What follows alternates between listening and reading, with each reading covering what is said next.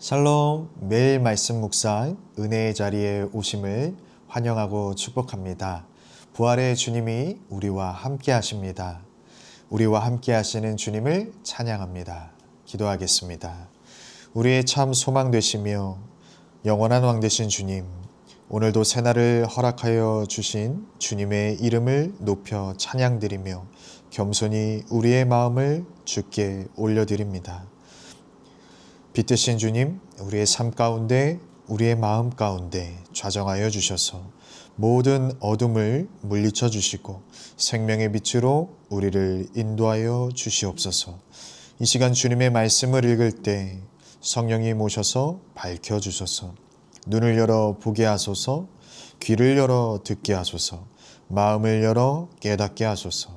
깨달은 말씀대로 살게 하소서. 오늘도 생명의 말씀으로 채워주소서. 예수 그리스도의 이름으로 기도합니다. 아멘. 오늘 우리에게 주신 하나님 말씀은 요한복음 1장 19절에서 34절까지의 말씀입니다. 요한복음 1장 19절에서 34절까지의 말씀 제가 봉독하겠습니다.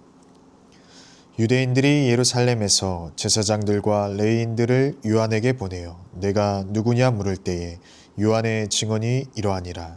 요한이 드러내어 말하고 숨기지 아니하니 드러내어 하는 말이 나는 그리스도가 아니라 한데, 또 묻되 그러면 누구냐? 내가 엘리야냐? 이르되 나는 아니라. 또 묻되 내가 그 선지자냐? 대답하되 아니라. 또 말하되 누구냐? 우리를 보낸 이들에게 대답하게 하라. 너는 내게 대하여 무엇이라 하느냐? 이르되 나는 선지자 이사야의 말과 같이 주의 길을 곧게 하라고 광야에서 외치는 자의 소리로라 하니라. 그들은 바리새인들이 보낸 자라. 또 물어 이르되 내가 만일 그리스도도 아니요 엘리야도 아니요 그 선지자도 아닐진데 어찌하여 세례를 베푸느냐? 요한이 대답하되 나는 물로 세례를 베풀거니와 너희 가운데 너희가 알지 못하는 한 사람이 섰으니 곧 내 뒤에 오시는 그이라. 나는 그의 신발끈을 풀기도 감당하지 못하겠노라 하더라. 이 일은 요한이 세례 베풀던 곳 요단강 건너편 베다니에서 일어난 일이니라. 이튿날 요한이 예수께서 자기에게 나아오심을 보고 이르되 보라, 세상 죄를 지고 가는 하나님의 어린 양이로다. 내가 전에 말하기를 내 뒤에 오는 사람이 있는데 나보다 앞선 것은 그가 나보다 먼저 계심이라 한 것이 이 사람을 가리킴이라. 나도 그를 알지 못하였으나 내가 와서 물로 세례를 베푸는 것은 그를 이스라엘에 나타내려 함이라 하니라. 요한이 또 증언하여 이르되 내가 보매 성령이 비둘기같이 하늘로부터 내려와서 그의 위에 머물렀더라. 나도 그를 알지 못하였으나 나를 보내어 물로 세례를 베풀라 하신 그이가 나에게 말씀하시되 성령이 내려서 누구 위에든지 머무는 것을 보거든 그가 곧 성령으로 세례를 베푸는 이인 줄 알라 하셨기에 내가 보고 그가 하나님의 아들이심을 증언하였노라 하니라. 아멘. 2월에는 요한복음서를 우리가 함께 묵상합니다. 요한복음을 포함한 마태, 마가, 누가, 사복음서에서 이야기하는 핵심 주제가 있는데요. 바로 예수는 누구인가 하는 것입니다. 우리의 신앙생활에 있어서도 가장 중요한 첫 번째는 예수님은 누구인가 하는 것을 바로 아는 것입니다. 아무리 신앙적인 열심이 우리에게 있어도 예수님을 제대로 알지 못한다면 잘못된 길로 빠질 위험이 큽니다.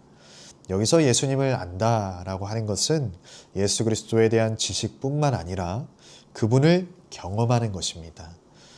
그래서 정말로 우리에게 중요한 질문 중에 하나는 예수님을 지식적으로 아는 것을 넘어서 나에게 예수님은 누구이신가 하는 이 질문입니다. 이 질문이 중요한 이유는요, 이 질문을 찾아나가는 그 과정 속에, 신앙생활 속에 바로 나는 누구인가, 내가 살아가는 목적은 무엇인가, 나의 존재의 이 기원과 이유를 우리가 발견할 수 있기 때문에 그렇습니다. 그래서 복음서 말씀에 보면 예수님이 제자들을 이끌고 가장 아름답고 풍요로웠던 도시 중에 하나였던 빌립보 가이사랴에 가서 너희는 나를 누구라고 하느냐라고 물으셨습니다. 또 베드로가 대답하기를 주는 그리스도시요 살아계신 하나님의 아들이십니다 라는 그 고백을 드릴 때 바로 이 고백 위에 내가 교회를 세우겠다라고 말씀하셨습니다. 여러분, 반면에 세상은 온통 나에게 초점이 맞춰져 있습니다. 온통 나 자신에게만 관심이 있고 나를 중심으로 나의 환경과 나의 조건과 나의 능력을 통해서 각자의 인생을 개척해 나가고자 합니다. 그러나 성경은 우리에게 말씀하여 주시기를 나의 존재는 우연히 세상에 내던져진 존재가 아니라 나를 창조하신 분이 계시고 그분이 지금도 살아계셔서 나의 인생을 디자인하고 계신다라고 우리에게 말씀하고 계십니다. 그래서 이 요한복음의 첫 시작이 어떻게 시작되는가 하는 것이 중요한데요. 1장 1절에서 3절 말씀에 이렇게 말씀이 시작이 됩니다. 태초에 말씀이 계시니라. 이 말씀이 하나님과 함께 계셨으니 이 말씀은 곧 하나님이시니라. 그가 태초에 하나님과 함께 계셨고 만물이 그로 말미암아 지은 바 되었으니 지은 것이 하나도 그가 없이는 된 것이 없느니라. 아멘. 태초에 하나님 그 자체이신 그 말씀 로고스가 함께 계셨고 육신을 입고 이 땅 가운데 오셨습니다. 여러분, 그분이 바로 예수 그리스도이십니다. 그렇기에 우리의 정체성이 흔들리고 삶의 방향이 흔들릴 때 우리 인생의 해답은 세상에 있는 것이 아니라 나 자신에게 있는 것이 아니라 온 우주 만물의 주인 되시며 또 내 삶의 참 주인 되시는 그 예수님을 만날 때 우리는 해답을 발견하게 되는 것입니다. 이러한 관점으로 이제 오늘 본문 말씀을 보면 19절 말씀에 유대인들이 제사장들과 레인들을 보내서 세례 요한에게 네가 누구냐라고 묻습니다. 21절 22절에도 네가 누구냐라고 거듭 묻습니다. 유대인들이 이렇게 파견까지 해서 이 세례 요한을 알아보고자 한 이유는 단순히 호기심 때문이 아니라 세례 요한을 면밀하게 조사하기 위한 공식적인 조사팀을 보낸 것입니다. 말라기 이후 약 400년의 기간 동안 예언자가 없었습니다.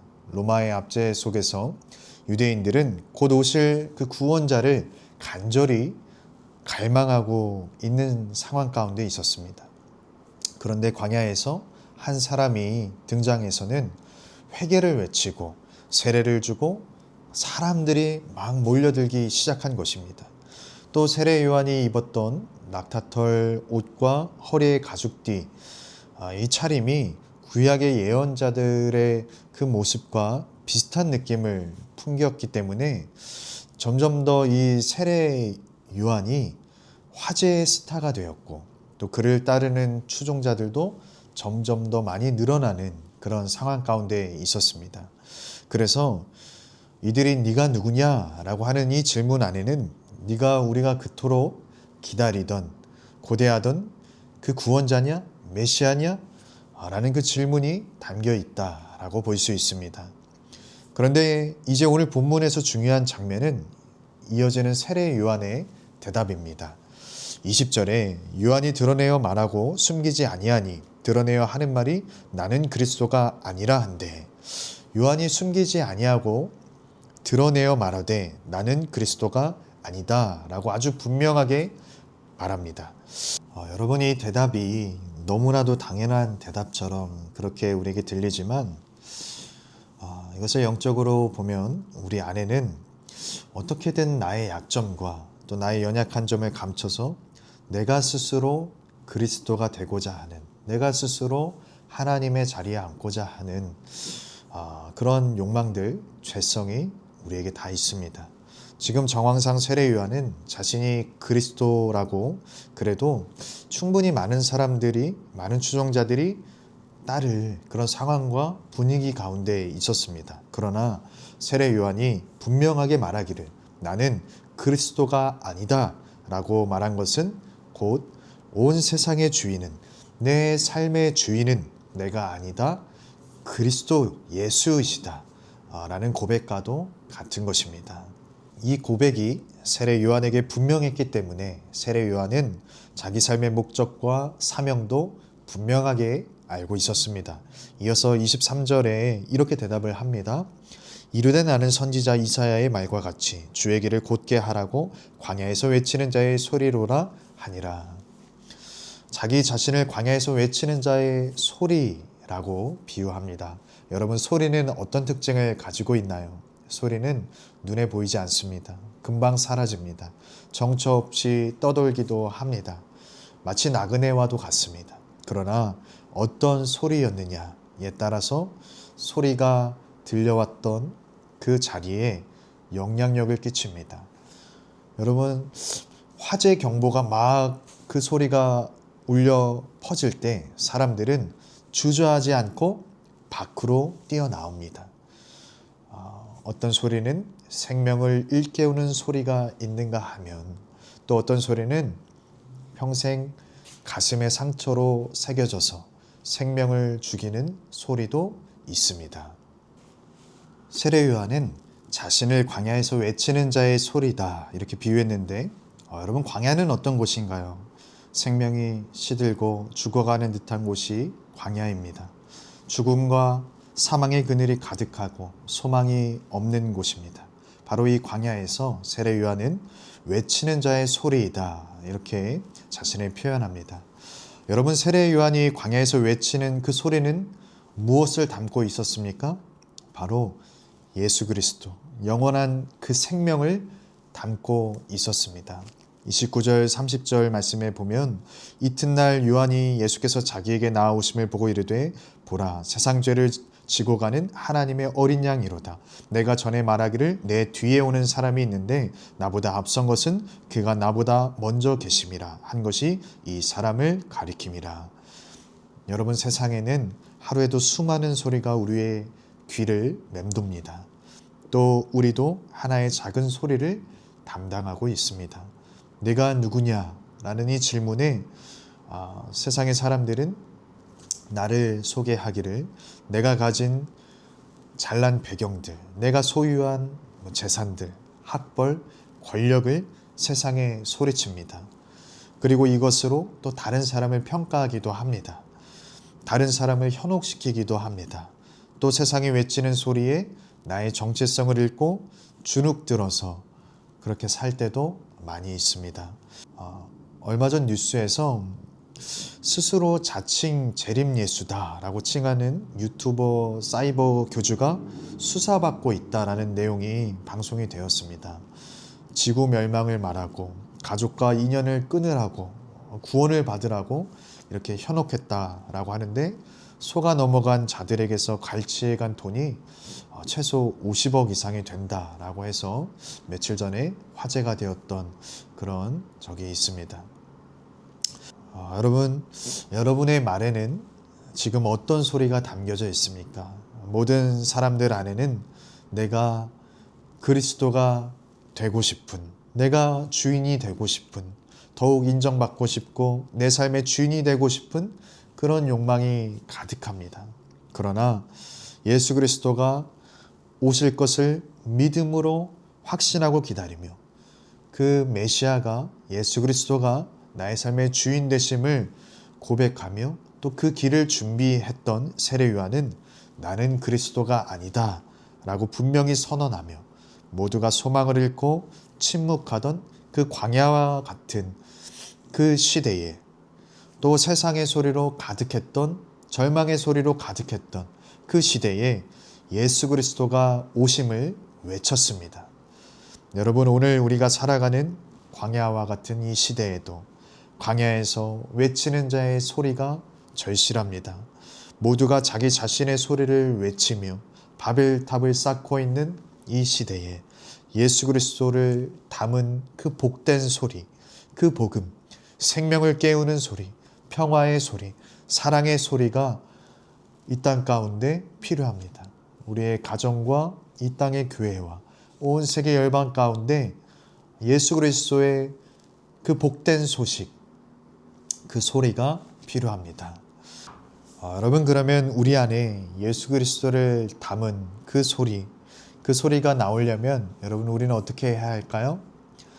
우리 목자 되신 주님의 음성을 우리가 날마다 마음에 듣고 새겨야 합니다. 그 소리가 우리 마음에 담겨졌을 때 우리는 세상의 소리에 흔들리지 아니하고 우리도 예수님을 따라서 광야에 외치는 자의 소리가 되어서 생명을 살리는 그 소리로 우리가 나아갈 수 있고, 그 소리 덕분에 우리도 늘 생명의 길 가운데 복된 길로, 형통한 길로 그렇게 나아갈 수가 있습니다. 여러분, 오늘도 세상의 수많은 소리 가운데 우리가 눈을 감고 마음을 주님께 집중하여 주님의 음성을 들음으로 세상의 소리가 아닌 주님의 음성을 듣고 따라가는 복된 하루 되시기를, 그 소리로 말미암아 승리하는 그런 복된 하루 되시기를, 또 그 소리를 우리의 삶의 각자의 자리마다 외치는 자의 소리가 되어서 예수 그리스도를 외치며 전하며 그렇게 생명을 살리는 복된 하루 되시기를 주님의 이름으로 간절히 축원합니다. 기도하겠습니다. 하나님 아버지, 은혜를 감사드립니다. 하나님, 오늘도 우리를 생명의 말씀의 자리로 초청하여 주시고 주의 말씀을 듣게 하심을 감사드립니다. 하나님, 오늘도 우리를 세상의 수많은 소리로부터 우리를 불안하게 만들고 두렵게 만들고 현혹시키는 그 소리로부터 하나님, 우리를 구원하여 주시옵소서. 우리의 심령에 주의 말씀을 깊이 새기게 하시고 아버지, 그 말씀 따라서 우리의 이 광야와 같은 세상 속에서 주의 말씀 붙들고 승리하며 나아갈 수 있도록 하나님, 우리의 삶을 말씀으로 인도하여 주시고 말씀 위에 더 굳건히 세워지게 하여 주시옵소서. 그래서 하나님, 이 광야와 같은 시대에 하나님, 우리가 세례 요한과 같이 예수 그리스도를 선포하며 세상의 많은 영혼들을 주께로 인도하는 복된 통로로 쓰임받는 귀한 하루 될 수 있도록 성령 충만한 은혜를 더하여 주시옵소서. 예수님의 이름으로 간절히 기도합니다. 아멘. 네, 여러분, 오늘도 이 광야와 같은 세상 속에서 주님의 음성을 붙들고 주님의 말씀을 붙들고 이 거친 세상에서 넉넉히 믿음으로 승리하며 나아가는 복된 삶 되시기를 주님의 이름으로 축복합니다.